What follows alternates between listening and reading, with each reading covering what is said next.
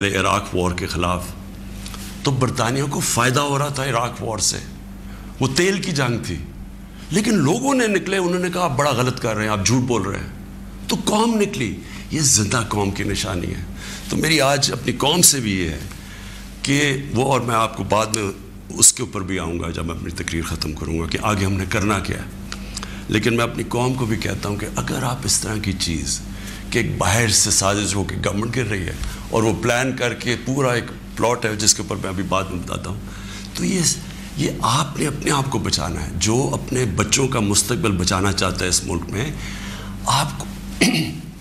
آپ اگر اس کے خلاف نہیں کھڑے ہوں گے، کسی نے اور آ کے آپ کو نہیں بچانا. قوم کھڑی ہوتی ہے اس کے اوپر، یہ بدی کے خلاف. اب میں آتا ہوں جی، یہ جو مراسلہ ہے یہ کیا ہے. پہلے تو یہ سمجھیں اس کو ایک سائفر ایک ہوتا ہے. سائفر کا مطلب کیا ہے؟ سائفر یہ ہوتا ہے کہ ہماری جو ایمبسیز ہوتی ہیں باہر، وہ فورن آفس کو ایک کوڈڈ میسج میں سیکرٹ میسیجنگ کرتی ہیں کہ جو بھی ان کی انٹریکشن دوسرے ملکوں میں ہو رہا ہوتا ہے. وکی لیکس کا آپ کو سنا ہوگا چند سال پہلے. وہ کیا تھا؟ وہ یہی تھا کہ امریکن ایمبسیز جو اپنے سیکرٹ ڈاکیومنٹس بھیج رہی تھی، وہ کسی نے ان کو ایکسپوز کر کے وہ پبلک میں آ گئی. وہ وکی لیکس تھی. تو اسی طرح جو آپ کا یہ جو سائفر میسج آتی ہے، یہ ٹاپ سیکرٹ ہوتی ہے. کیوں نہیں میں وہ کاغذ پبلک میں دے سکتا؟ کیوں نہیں میں میڈیا کو دے سکتا؟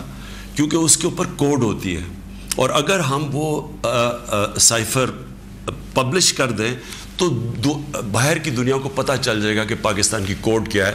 لہٰذا ہماری جتنی بھی سیکرٹ انفارمیشن ہے وہ ساری ایکسپوز ہو جائے گی. اس لیے میں یہ پبلک کو نہیں دے سکتا.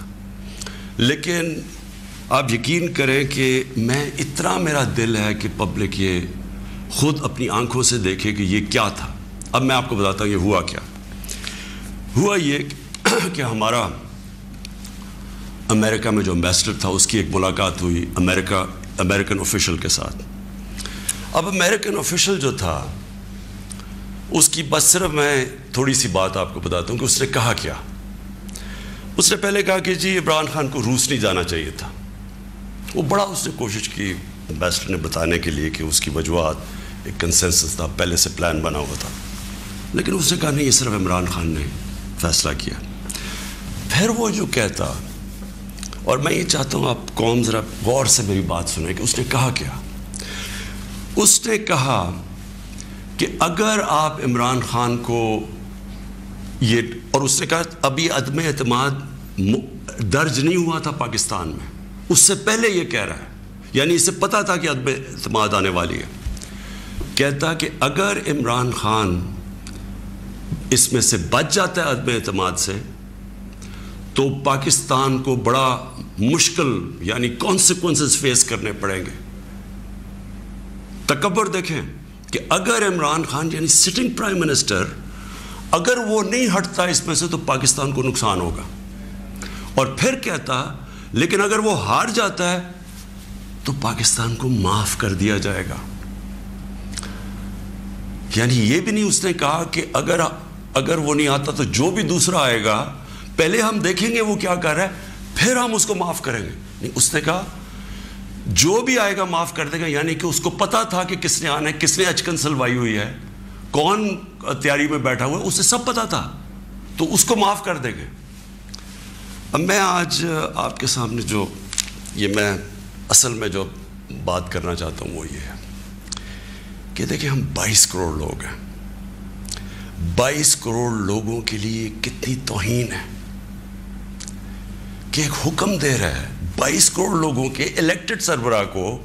وہ پتہ نہیں وہ کس کو حکم دے رہا ہے، کیونکہ میں تو چیف ایگزیکٹو مجھے نہیں دے رہا.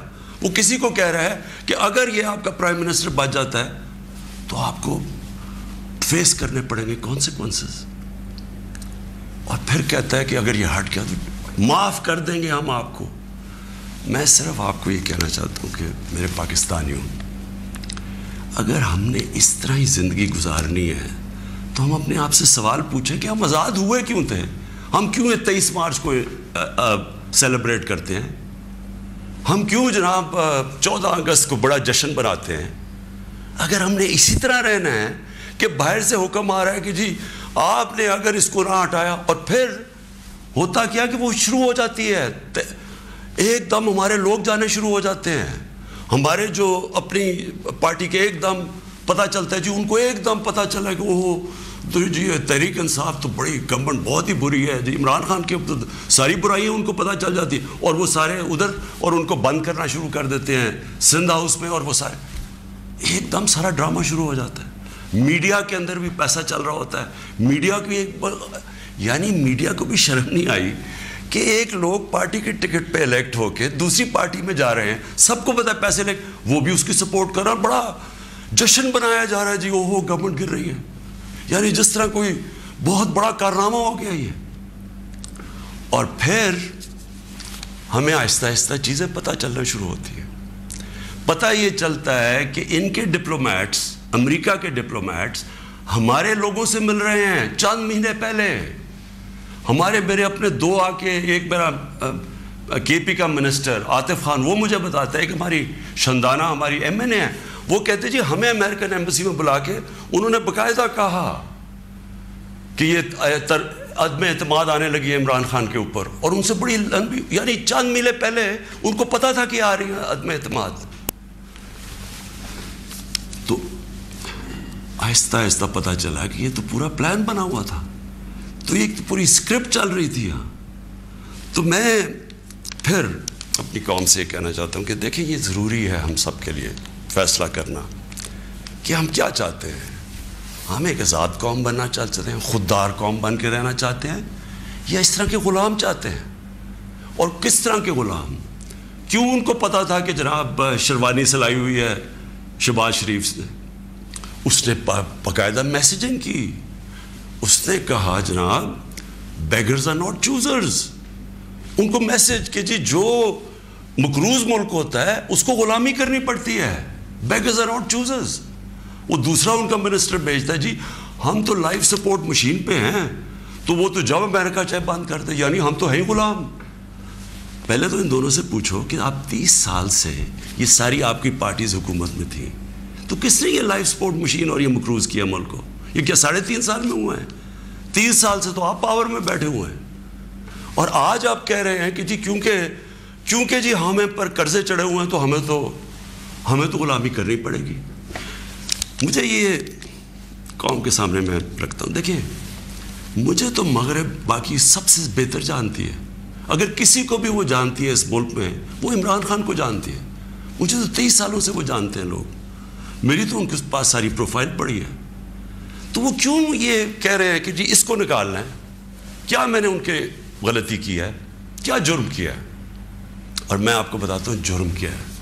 سب سے بڑا جرم یہ ہے کہ انہوں نے ساری پروفائل جب میری دیکھی، اور ان کو پتہ ہے پہلے سے کہ اس نے ڈرون اٹیکس کی مخالفت کی، اس نے عراق وار کی مخالفت کی، اس نے افغانستان مسلسل کہتا رہا کہ یہ ملٹری سلوشن نہیں ہے افغانستان میں، یہاں مذاکرات سے بات ختم ہوگی۔